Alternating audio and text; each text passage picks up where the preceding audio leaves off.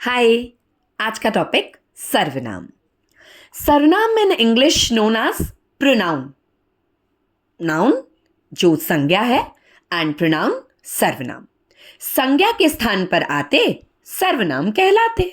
Simple definition. ठीक है, ये थोड़ा सा बच्चों को ट्रिकी लगता है। I don't know why.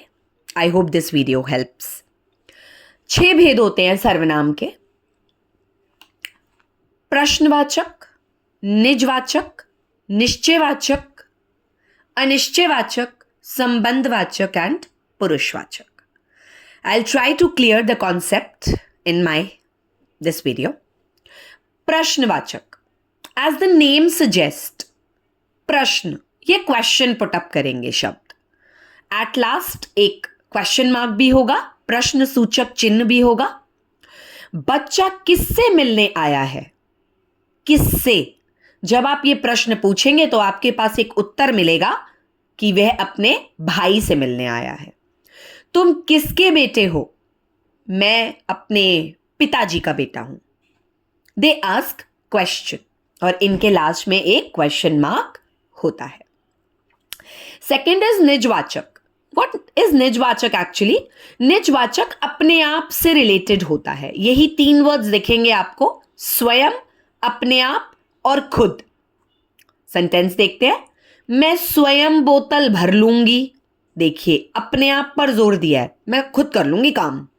मैं अपने आप घर चली जाऊंगी। मैं खुद मैनेज कर लूंगी काम। सो दिस इज निजवाचक, अपने आप से रिलेटेड होता है ये। थर्ड इज निश्चयवाचक एंड फोर्थ इज अनिश्चय। ये साथ में समझते हैं। निश्चय, फिक्स्ड, मुझे यही लेना है।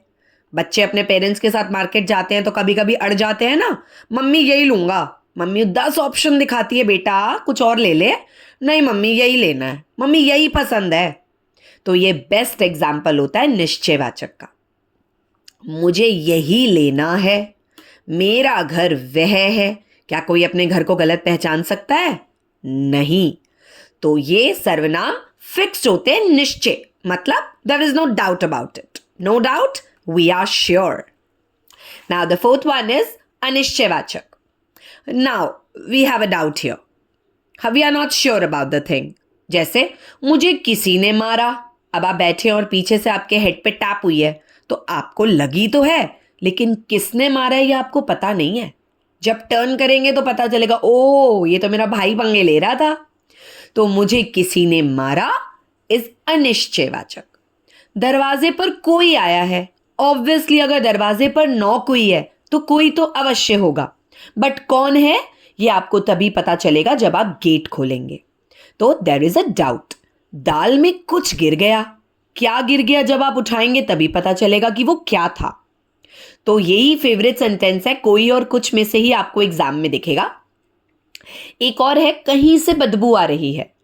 You are not sure about the source of the बदबू, बट बदबू तो आ रही है कहीं से। संबंधवाचक। व्हाट इज संबंधवाचक? ये ना 2 छोटे सेंटेंस का ग्रुप होता है और बीच में इनके कॉमा लग जाता है और ये एक दूसरे पर डिपेंड करते हैं। फॉर एग्जाम्पल, जो सोएगा वो खोएगा। कॉमा आ गया, देखिए 2 छोटे सेंटेंस आ गए और एक दूसरे पर डिपेंड करते हैं कि कौन चीज खो देगा? जो सोता रह जाएगा। जिसकी लाठी उसकी भैंस। भैंस किसकी है? जिसके पास लाठी है। कॉमा आ गया, देखिए। जैसी करनी वैसी भरनी। तो आप जैसी, वैसी, जिसकी, उसकी दोनों शब्द को अंडरलाइन करेंगे एंड संबंधवाचक। I hope it is clear. ये एक्चुअली तो पहला होता है, बट मैं अपने स्टूडेंट्स को लास्ट में समझाती हूं। जो कोई सर्वनाम नहीं होगा वो पुरुषवाचक सर्वनाम होगा।